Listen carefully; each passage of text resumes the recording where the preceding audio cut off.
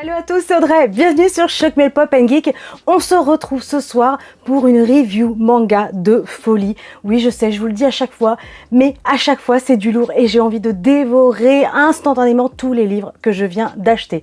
Vous êtes prêts? Allez, c'est parti, générique. Allez, on va commencer avec moi aussi. J'ai le volume 1 et 2 et c'est une série qui est complète, donc en 2 volumes. C'est édité chez Akata et là c'est une histoire pas très cool, mais c'est basé sur une histoire vraie et j'avoue que j'ai hâte de dévorer cette lecture. Là on va suivre en fait une jeune fille, donc alors je n'ai pas le nom. On va suivre donc cette personne et ça se passe dans le milieu du travail. Elle est opératrice et elle est très investie dans son travail, elle forme les nouveaux. Sauf que le petit souci, c'est qu'elle va se faire harceler par un de ses supérieurs. Donc c'est une lecture qui va être assez difficile. On va suivre le combat de cette jeune femme. Va-t-elle sombrer? Va-t-elle réussir à sortir du silence? Ça sera dans une review manga dès que je l'aurai dévoré. Allez, on continue. Un titre qui est plus dans l'horreur et c'est Bloody Cruise. Donc là, j'ai le volume 1. Et comme ma libraire avait tout en stock et était une série terminée en 5 tomes, forcément, j'ai acheté tous les autres. Et je trouve les couvertures complètement dingues. Donc là, c'est le volume 2. Ici, on a le volume 3. Le volume 4.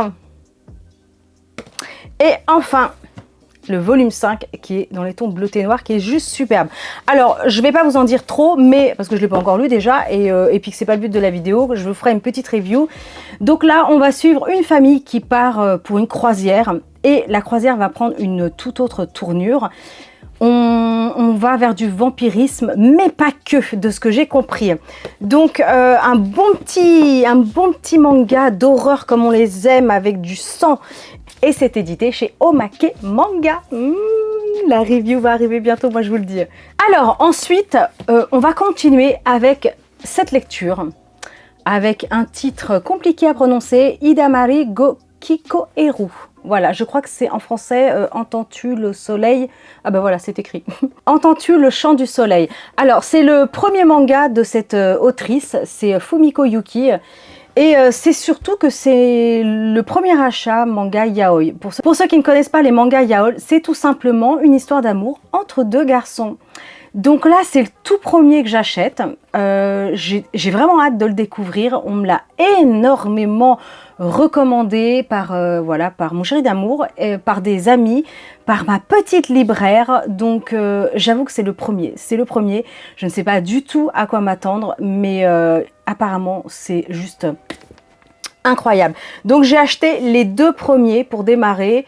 Parce que bon, je me suis dit que c'était peut-être un peu juste. Des fois, c'est pas évident de se faire un avis avec un seul manga.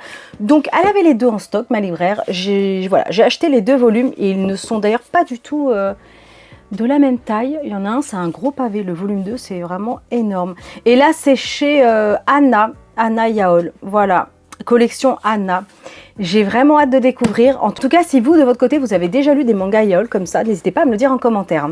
Allez, ensuite, on retourne dans tout ce qui est un peu violence, sexisme, combat de femmes.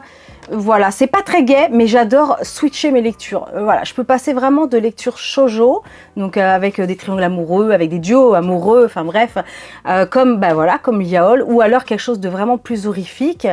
Et là, c'est quelque chose qui est beaucoup plus violent, qu'on m'a fortement recommandé, En proie au silence, édité chez Akata.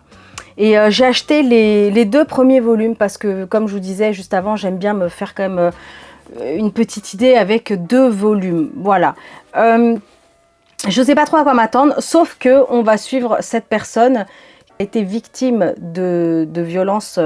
C'est toujours pareil. Je crois qu'il y a certains mots qu'on ne peut pas dire sur YouTube, donc il faudra peut-être que je vous mette un sous-titre. Mais on va dire qu'elle est victime de V. Voilà, je pense que vous comprendrez.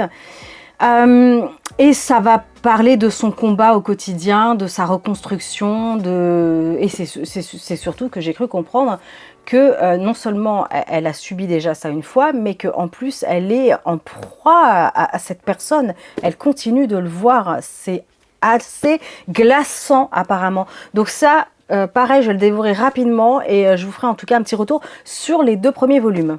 Un manga que je ne connais absolument pas, c'est Chéri d'amour qui me l'a recommandé. Je crois qu'actuellement il n'est pas édité, mais il est en réédition. Voilà, donc pas de panique. Ascension, c'est chez Delcourt, je crois, c'est ça, Delcourt Tonkam. Et là, j'ai pris le volume 1 et je vais vous montrer en fait les tranches, voilà, et jusqu'au volume 11 parce que apparemment c'est une dinguerie. Donc j'ai les 11 premiers volumes et il y en a pas mal, il me semble en tout. Il me semble en tout qu'il y en a une petite vingtaine, je sais plus le chiffre exact. Là, je vais vous lire le petit résumé parce que je vous avoue, je ne sais plus de quoi ça parle. J'ai eu tellement de lectures en ce moment. Alors, petit résumé, Buntaro Mori n'aime que la solitude. Transféré dans un nouveau lycée, son existence sans saveur est bouleversée quand un camarade fan d'escalade lui lance un défi insensé. Entreprendre l'ascension d'un bâtiment scolaire. Sans matériel ni préparation, Buntaro atteint le toit et se sent réellement vivant pour la première fois de sa vie. L'appel de la grimpe sera désormais plus fort que tout. Se rapprocher du ciel pour se sentir vivant, voilà. Donc ascension, wouh, je sais plus où le mettre tellement ça prend de la place. Allez, on continue avec Yotsuba. Yotsuba, j'ai acheté pour l'instant les 3 premiers volumes et je crois qu'il y en a pas mal. Pareil, une bonne vingtaine, c'est comme Ascension.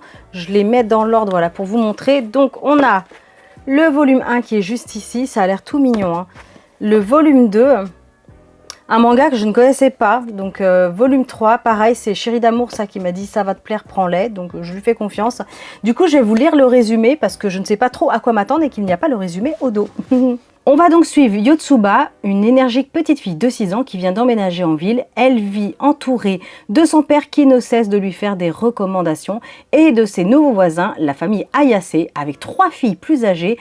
Chaque volume raconte la vie quotidienne de Yotsuba dans ce nouvel environnement. Son inexpérience du milieu urbain et de son jeune âge donne lieu à de nombreux gags et un comique de situation souvent irréversible.